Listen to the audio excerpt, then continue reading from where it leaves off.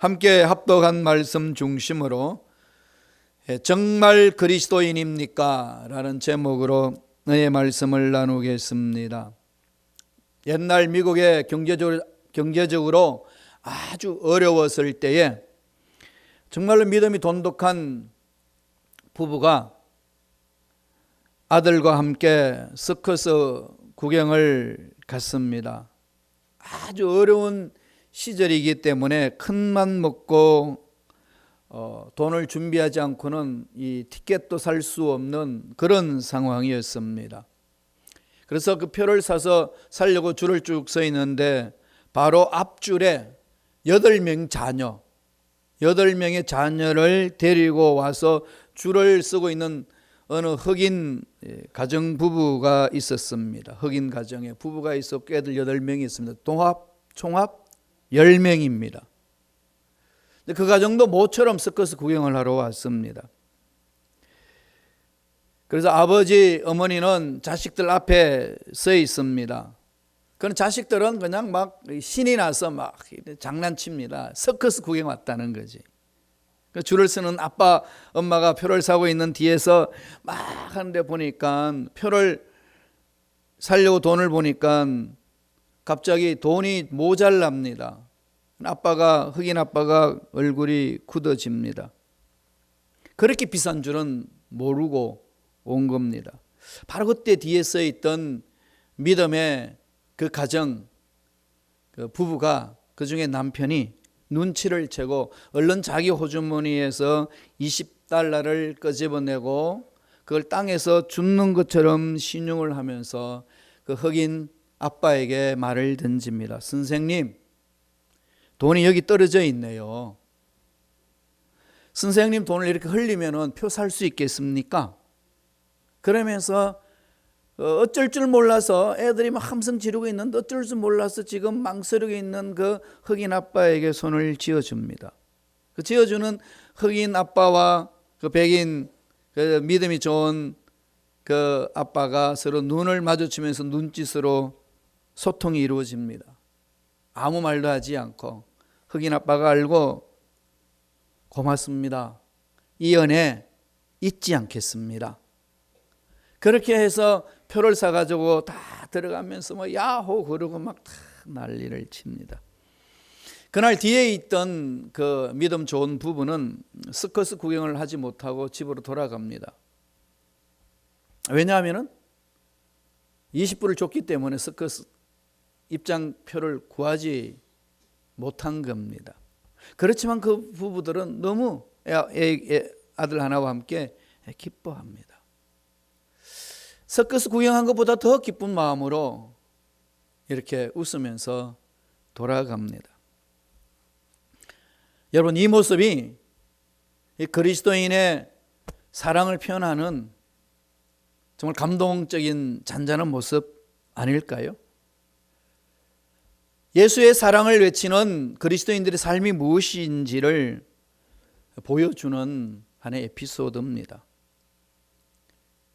우리 예수 믿는다고 하면서 내 가족, 내 자녀, 내 것, 자신의 욕구만을 부르짖는 지금 그런 작태가 많이 있는 모습 속에 하나의 교훈을 던지는 이야기가 아닐까요? 우리 성도들은 이 세상에 어떻게 살아야 될까? 전능하신 하나님 믿는 저와 여러분, 하나님이 모든 것을 가지고 계시고 우리의 문제를 해결해 주시겠다고 기다리고 계시는 그분을 믿는 저와 여러분, 상 주시는 자이심을 믿고 찾아오는 자에게 상 주신다고 말씀을 믿고 기도하며 예배드리는 저와 여러분, 세상 사람들과는 어떻게 살아야 될까요? 분명히 달라야 하지 않겠습니까?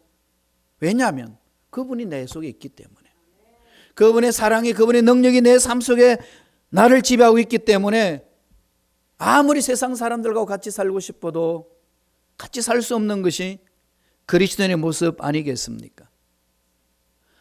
오늘 이 베드로가 외치고 있는 것은 참 그리스도인의 삶이 무엇인지를 가르쳐주고 있습니다. 베드로 전서는 외부의 박해에 대해서 일어서자, 그것을 강조한 내용이고, 베드로 후서에는 내부의 이단들이 들어와 가지고 예수님의 재림에 대해서 뒤흔들어 놓은 거짓 선지자들 때문에 곤욕을 치르고 있을 때에 참 그리스도인의 삶이라는 것은 이런 것이다 라고 가르쳐주는 말씀입니다. 베드로는 참 그리스도인의 삶이 무엇인지를 우리에게 말합니다. 오늘 베드로의 권면을 통해서 자신을 한번 돌아봤으면 좋겠습니다. 2016년 한 달 남았습니다. 그리고 우리 교회의 표어는 2016년에 뭐였나요? 변화와 성숙이었습니다. 2016년 한 해 동안 여기까지 오는 날까지 얼마나 여러분 성숙해 왔습니까?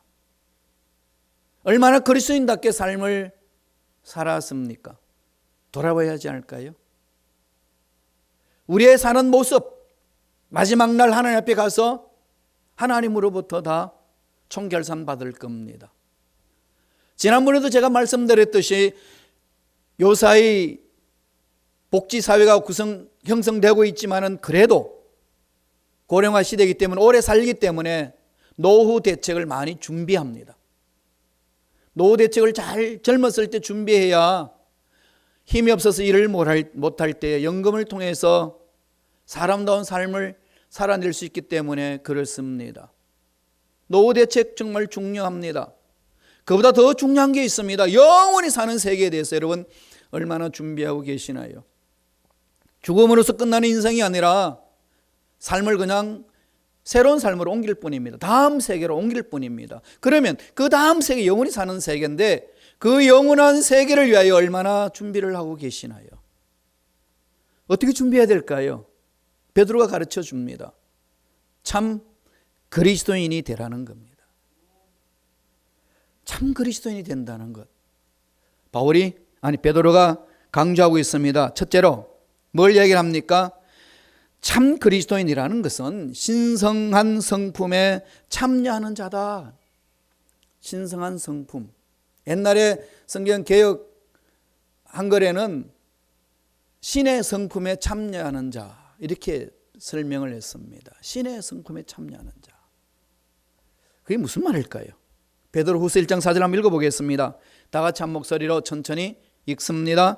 이로써 그 보배롭고 지극히 큰 약속을 우리에게 주사 이 약속으로 말미암아 너희가 정욕 때문에 세상에서 썩어질 것을 피하여 신성한 성품에 참여하는 자가 되게 하려 하셨느니라. 신성한 성품에 참여하는 자가 되게 하기 위해 했는데 그를 하기 위해서 뭘 주셨다는 거죠? 보배롭고 지극히 큰 약속을 우리에게 주사 주님이 다시 오신다는 것, 주를 믿는 자 주님 책임져 주신다는 것, 주님을 믿고 나아가는 자 영원한 나라가 확보됐다는 것, 새 땅과 새 하늘이 우리에게 주어진다는 것, 하나님이 예배하신 복을 기업을 마음껏 누릴 수 있는 하나님의 자녀의 권세를 가질 수 있다는 것, 이 모든 약속을 해 주신 것 아니겠습니까? 왜 이런 약속을 우리에게 던져주셨나요? 우리의 삶이 신의 성품에 신성한 성품으로 참여할 수 있도록 세상에 썩어질 것에 대해서 벗어날 수 있도록 하기 위한 것이라고 말하고 있습니다. 대한민국 지금 시끄럽죠? 지금 청와대가 시끄럽지 않습니까? 왜 시끄러운가요? 비선실세, 그들이 자기가 돈을 모아가지고 인마이 포켓하고 자기들만이 멋지게 살아가겠다고 난리를 치는 것 아니겠습니까?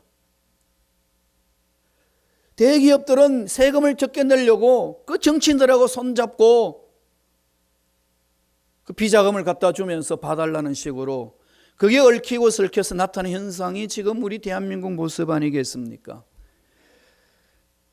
다음 세계에 대한 준비가 아니라 이 세상에 코를 박고 있기 때문에 그런 것 아니겠습니까? 하나님 앞에 올바로 서서 살고자 몸부림친다면 어떻게 그럴 수 있나요? 특별히 예수 믿는 일꾼들이 그러고 있습니다. 이거 우리 다시 봐야 되지 않나요? 그런 사건들이 일어날 때마다 우리가 느끼는 게 뭘까요? 참 비애를 느끼지 않습니까? 오늘 베드로가 우리에게 권면합니다. 참 그리스도인이 뭐냐? 신성한 성품에 참여하는 자다. 그게 무슨 말일까요? 하나님의 성품을 닮아가는 자. 더 구체적으로 말하면은 예수 그리스도의 성품을 닮아가는 자, 예수 그리스도의 장성한 분량까지 닮아가는 자, 그것 아니겠습니까? 그런데 우리가 왜 닮아가야 되나요? 죄로 인하여서 부패됐기 때문에. 죄로 인하여서 예수 그리스도의 모습이 우리 삶 속에 드러나지 아니하고 타락한 세상 가치관에 끌려다니는 우리 모습이기 때문에 성서는 우리에게 강조합니다. 예수를 믿어 새로운 피조물이 된 자, 날마다 신성한 성품으로 참여하는 자야 된다. 다시 말씀드리면 예수를 닮아가는 자가 되어야 된다고 강조를 합니다. 신앙생활에 목표가 있어야 돼요. 예수를 닮아가는 목표를 여러분 얼마나 세우고 있습니까? 사업에 대한 목표, 직장생활에 대한 목표, 앞날에 대한 설계의 목표 다 있습니다. 그런 어떤 인생생활에 목표가 있듯이 영원한 세계를 준비하는 저와 여러분 삶이 영원한 세계를 위해서 얼마나 준비하고 목표를 정하고 있습니까? 베드로가 그걸 강조하잖아요. 신의 성품에 참여하는 자가 되라. 신성한 성품으로 참여하는 자가 되라. 베드로가 우리에게 권면합니다. 그 말씀을 한번 읽어보죠. 베드로 후서 1장 5절에서 7절입니다. 다 같이 천천히 묵상하면서 읽습니다. 그러므로 너희가 더욱 힘써 너희 믿음의 덕의 지식을, 지식의 절제를, 절제의 인내를, 인내의 경건을, 경건의 형제 우애를, 형제 우애의 사랑을 더하라. 너희가 더욱 힘써, 그러죠. 그냥 저절로 되는 게 아니라는 겁니다. 힘을 쓰라는 거지 않습니까? 세상 나가서 돈 벌려면은 남의 호주머니에 있는 돈을 내 호주머니로 가져오려면, 합법적으로 가져오려면 그냥 어떻게 해야 됩니까? 힘써서 전략을 꾸미고 준비하고 노력해야 됩니다. 그냥 돈이 그냥 내 호주머니에 들어오는가요? 힘듭니다. 세상에 돈 벌어보신 분들 다 알잖아요. 정말로 힘드시더라고요. 제가 지켜보니까. 그건 못지않게 우리가 예수를 닮아가는 삶에 있어서 신성한 성품에 참여하기 위해서는 해야 될 일이 뭔가요? 너희가 더욱 힘써서 이 7가지 덕목을 만들라는 겁니다. 내 삶 속에 넘치도록 채우라는 얘기입니다. 믿음으로 시작하여서 사랑으로 끝납니다. 믿음으로 출발하여서 사랑으로 뭉쳐진 한 덩어리인 그 그리스도인의 닮아야 될 성품에 대해서 강조를 하고 있습니다. 믿음은 하나님 주신 선물이지 않습니까? 이 선물에 근거해서 하나씩 다듬어 가야 된다는 겁니다. 믿음에 뭐를 세우라는 겁니까? 덕을 세우라고 그랬습니다. 내적인 품성 아니겠습니까? 덕스러워야 됩니다. 좀 덕스러워야 돼요. 덕스러운 사람은 뭐가죠? 어떤 사람이 덕스럽습니까? 포근한 사람들, 그죠? 포근한 사람들. 그냥 그 사람만 보면 굉장히 미소가 나오고 포근함이 나오는 것. 그러나 신자들은 믿음의 덕을 세우는 데에 이렇게 최선을 다해야 돼요. 믿음의 덕에다가 뭘 세우라는 거죠? 지식이 어떤 지식인가요? 하나님을 아는 지식, 하나님을 안다는 지식이 뭘까요? 하나님을 만난 체험, 예수를 만난 흔적, 이게 있어야 돼요. 여러분 하나님을 만난 흔적이 있나요? 아버지 하나님, 엄마의 하나님, 목사님 하나님이 아니라 나의 하나님이 있으신가요? 절대 절망 상황 속에서 이 문제를 해결해 주시는 나의 하나님 있으셔야 됩니다. 덕의 지식을 가지라고 했지 않습니까? 이게 없으면은요 망합니다. 그래서 호세아 선지자는 뭐라고 그랬나요? 백성이 지식이 없으므로 망하는도다. 지식이 없다는 게 무슨 지식일까요? 지금 현대인들이 얼마나 지식이 많은데 성경에서 말하는 지식이 뭘까요? 하나님을 아는 지식. 하나님을 안다는 것은 하나님을 만나서 체험한 지식. 하나님이 어떤 분이신지를 아는지, 하나님은 죽은 자도 살리시고 없는 것도 있게 하신다고 하신 하나님, 성경 속에 있는 하나님이 아니라 내 사업에, 내 직장에, 내 앞날에 부닥친 문제를 그분을 만남으로 해결받는 지식 있으신가요? 있으셔야 됩니다. 덕의 지식을 그러잖아요. 지식에 뭘 가져라는 거죠? 절제입니다. 절제하지 못해서 다 문제 생기잖아요. 그럼요. 다 절제하지 못하기 때문에 정치인들도 문제 생기고 학자들도 문제 생기고 다 그랬습니다. 교수들이 참 정치하면서 또 청와대에 들어가서 일을 하면서 제대로 쓰이지 못한 모습으로 줄줄이로 지금 검찰한테 구속당하고 신문받고 있습니다. 참 안타까운 현상 아니겠습니까? 상하탑에서 진리를 가르쳤던 그들이 그냥 돈에 눈이 멀어서, 권력에 눈이 멀어서 그냥 엉뚱한 짓을 합니다. 왜 그럴까요? 절제가 없는 거죠. 오늘 성인병들이 왜 생깁니까? 너무 많이 먹어서 생기잖아요. 그죠? 먹고 싶은 대로 배 터지도록 먹으니까 이게 육체가 견디지를 못하는 겁니다. 그 결과 무슨 병이 생기죠? 예, 성인병. 이게 부자들 나라에 있으면 성인병 생기잖아요. 그러다 보니까 그냥 큰 일들, 힘든 일들은 하고 싶지 않아서 게으름병이 생깁니다. 3D 직종에 그 일들 안 합니다. 안 하려고 그래요. 쓰레기 치우는 거, 청소하는 거 이런 것들은 잘 안 하려고 합니다. 그래서 쓰고 싶은 대로 쓰고 즐기고 싶은 대로 즐기는 낭비병이 얼마나 많은지 모릅니다. 여러분 생각을 절제 못하면 무슨 병이 생기는 줄 압니까? 염려하는 것과 불신하는 병이 생깁니다. 생각도 여러분 절제를 하셔야 돼요. 말을 절제하지 못하면 무슨 일이 생기나요? 상대방의 빗을 꽂습니다. 내가 말을 올바로 절제하지 못해서 상대방을 완전히 넘어지게 하는 가슴에 칼을 꽂는 그런 말을 하고 상처에 병을 주는, 마음에 병을 주는 그런 일들 하지 않습니까? 이 절제 성령의 열매입니다. 어떻게 해야 되나요?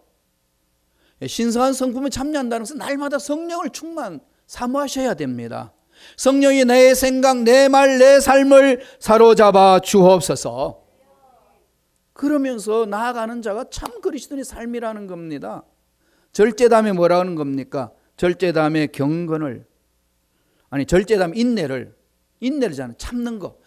성숙한 자들은요 특징이 딱 하나 있습니다. 잘 참죠. 애들은 잘 참아요, 못 참아요? 어른보다 요새는 더 잘 참는 것 같아요. 대체적으로 애들 못 참습니다. 그러니까 초신자들이 잘 못 참아요. 예. 그러나 신앙의 연조가 깊으면은 깊을수록 잘 참아냅니다. 목사님 왜 그런 거짓말해요? 신앙생활 30년 해도 못 참던데요. 예, 그런 사람도 있습니다. 그런 사람을 뭐라고 그러죠? 30년 동안 신앙생활을 한 초신자라고 그럽니다. 신앙이 성숙하면요 잘 버팁니다. 합력하여 선을 이루어 주실 줄로 믿습니다. 때가 되면 하나님이 반드시 세워주실 줄로 믿습니다. 하나님을 신뢰하고 전적으로 나아가는 거죠. 눈에 안 보입니다. 손에 안 잡힙니다. 그렇지만 하나님을 신뢰하고 나아간다는 겁니다. 하나님의 음성을 듣고 하나님을 만난 자는 인내합니다. 아브라함은 아버지 말씀을 듣고 순종하면서 갑니다. 갈 바를 알지 못해서 갑니다. 25년 동안에 허우적거리기도 했지만 그래도 끝까지 다시 일었습니다. 25년 동안 기다리며 마침내 약속을 성취합니다. 믿음의 일꾼들 그런 삶 아니겠습니까? 끝까지 가는 자, 이건 예수의 생명을 체험한 자의 삶이라는 겁니다. 그리고 인내에 경건을 갖게 합니다. 경건은 날마다 말씀을 읽고 기도에 힘쓰는 거잖아요. 우리 교회 1년에 한 번씩 성경 일독을 합니다. 벌써 일독하신 분들도 있고 몇 독하신 분들도 있습니다. 그분들 빼고 그렇지 못한 분들 여러분 성경을 얼마나 가까이 하고 있습니까? 맛있는 곳은 많이 가까이 가는데, 그래서 연말이고 하다 보니까 술 먹는 자리를 많이 가는데, 술 먹는다고 구원 없는 건 아니에요. 그만큼 말씀을 얼마나 붙들었느냐는 겁니다. 술, 담배, 음식으로 취급한다 할지라도 그만큼 내 마음, 나를 즐겁게 하는 일에 집중했다면 하나님의 말씀을 보여줬고 몸부림치는 나의 모습이 얼마나 있었냐는 겁니다. 그리스도인의 삶은요, 그리스도인들에게 힘주고 능력 주는 말씀을 붙드는 겁니다. 그 말씀의 능력으로 세상의 가치관들을 이겨내게 하고 옛습관을 끊어버리게 하고 가는 거예요. 옛습관을 가지고 아무리 끊으라고 건면하고 윽박지로도 안 끊겨집니다. 다 아시잖아요. 어떻게 해야 될까요? 말씀의 능력을 밀어내야 됩니다. 지금 이 나무들 보면 겨울 되니까 낙엽 다 떨어뜨리고 항상 가지만 남아있지 않아요? 죽은 것 같지 않습니까? 그런데 봄만 되면은 싹이 나서 그 찌꺼기들을 다 뚫쳐냅니다. 일일이 나무를 갖고 오는 사람이 거기 지저분한 것 안 떼줘도 새순이 밀고 나오면은 찌꺼기들은 다 빠져버립니다. 우리가 새 사람으로 변화됨으로써 하나님이 기뻐하시는 신의 성품, 신성한 성품에 참여할 수 있는 것은 하나님의 약속의 말씀을 부여잡고 생명 있는 말씀을 내 마음판에 새긴다면 그 말씀이 옛습관을 이겨내게 하는 겁니다. 이게 그리스도인이라는 거예요. 이런 그리스도인들이 청와대에도 있고 이런 그리스도인들이 국회의원으로 된다면 이 대한민국이 그럴 수 있을까요? 아닙니다. 4분의 1이나 넘는 그리스도인인데 물이 4분의 1로 염분이 있으면 소금이 됩니다. 그렇잖아요. 결정체가 아닙니다. 4분의 1이 안 돼도 결정체입니다. 너희는 세상의 소금이라고 그랬습니다.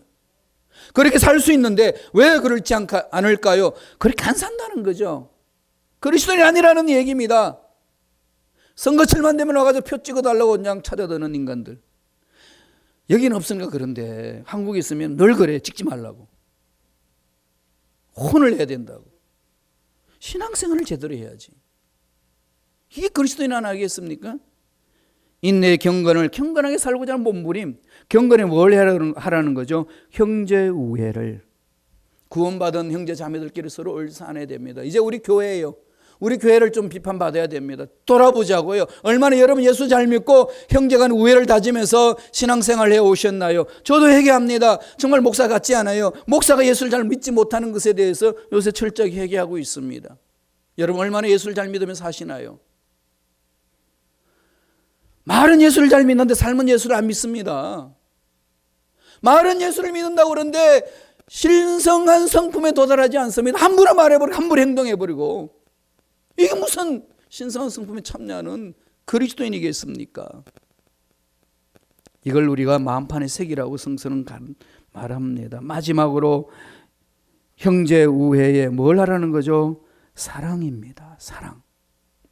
사랑은 아가페 사랑이에요. 하나님의 사랑이 내 마음속에 부어줘야 그 사랑의 힘으로 나를 사랑할 수 있고 이웃을 사랑할 수가 있습니다.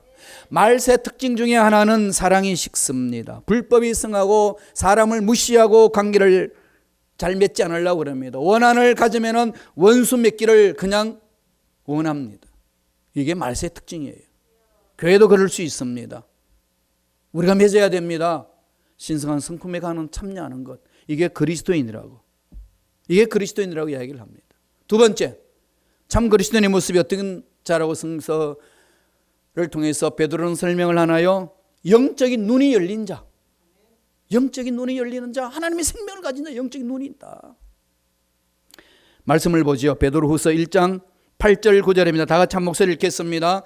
이런 것이 너에게 있어 흡족한 적 너희로 우리 주 예수 그리스도를 알기에 게으르지 않고 열매 없는 자가 되지 않게 하려니와 이런 것이 없는 자는 맹인이라 멀리 보지 못하고 그의 옛 죄가 깨끗하게 된 것을 잊었느니라.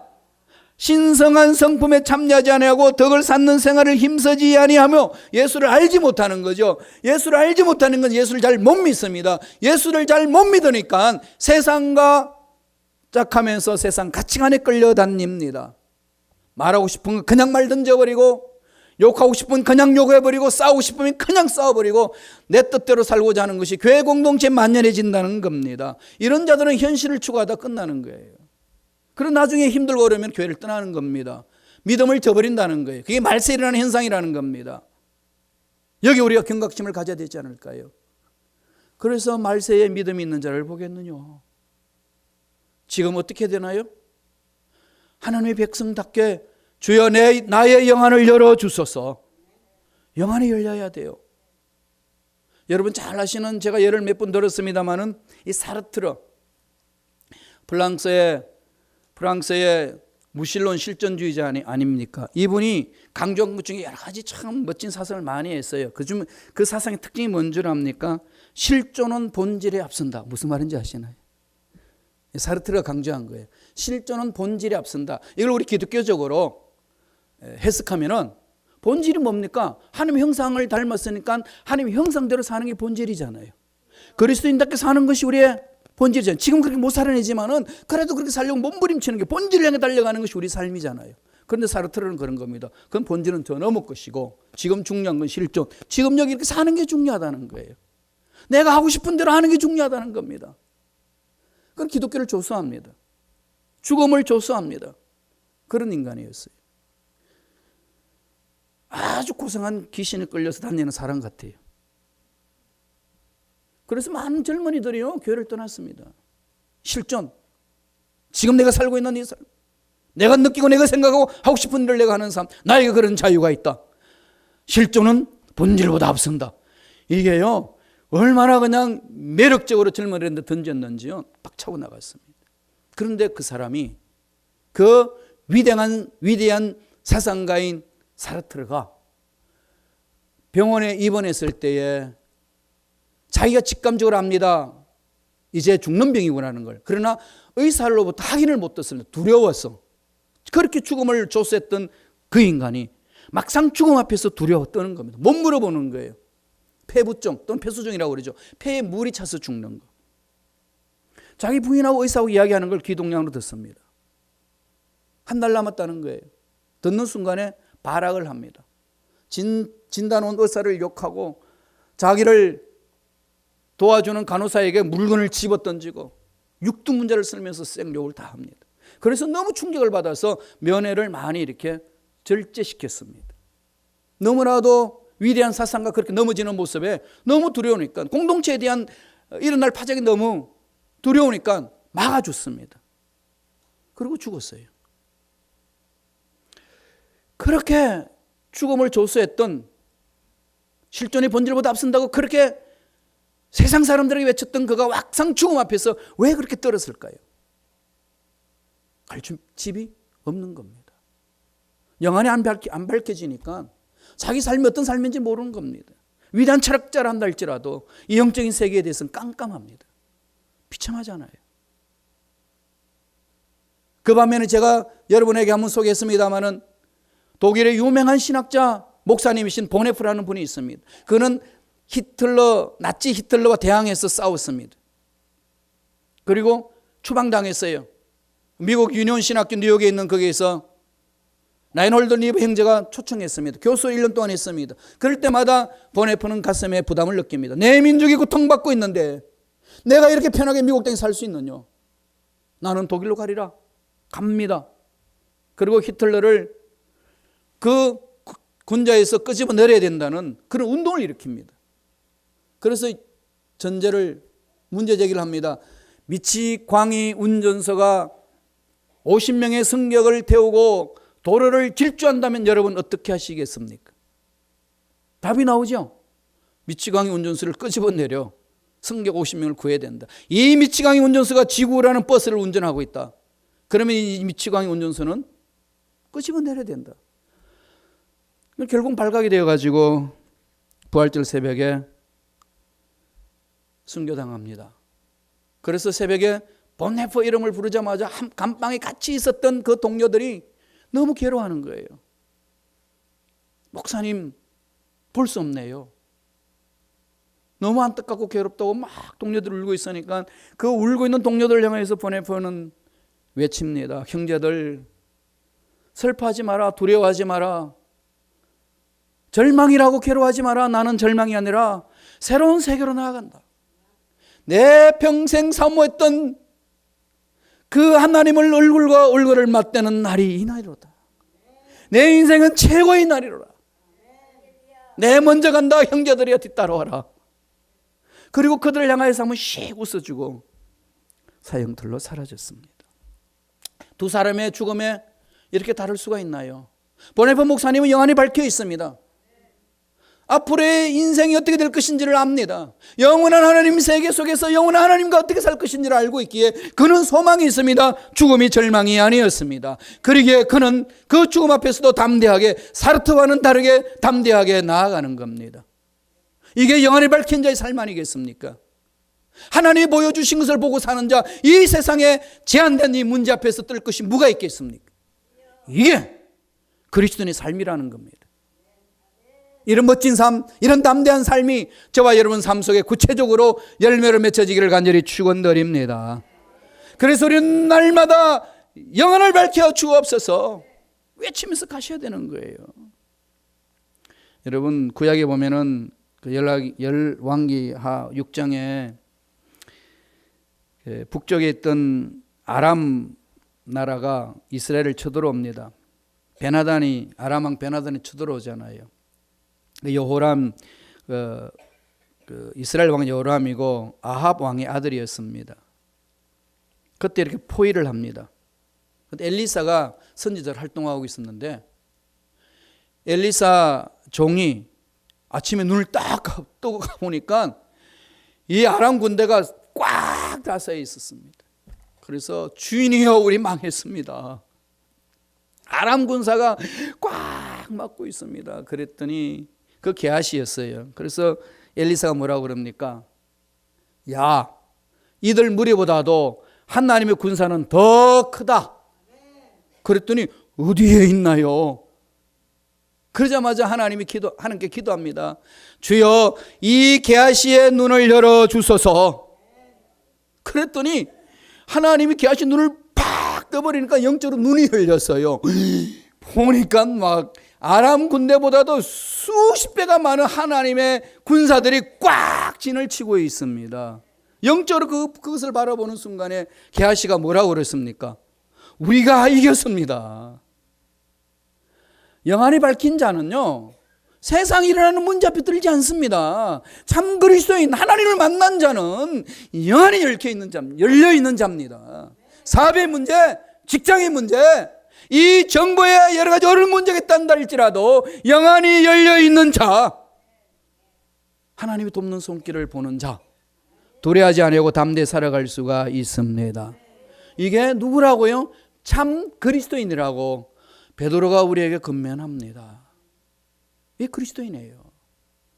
주님 오실 때까지 주여 영안을 밝혀주셔서 하나님이 예비하신 것들을 마음껏 볼 수 있는 성숙한 자가 되게 축복하여 주옵소서 부르짖기를 바랍니다. 그러므로 우리는 어디에 무엇을 더 굳건하게 해야 될까요? 베드로가 권면합니다. 베드로후서 1장 10절이면 다 같이 한번 읽어보겠습니다. 같이 읽습니다. 그러므로 형제들아 더욱 힘써 너희 부르심과 택하심을 굳게 하라. 너희가 이것을 행한 적 언제든지 실족하지 아니하리라. 세상의 문제가 아닙니다.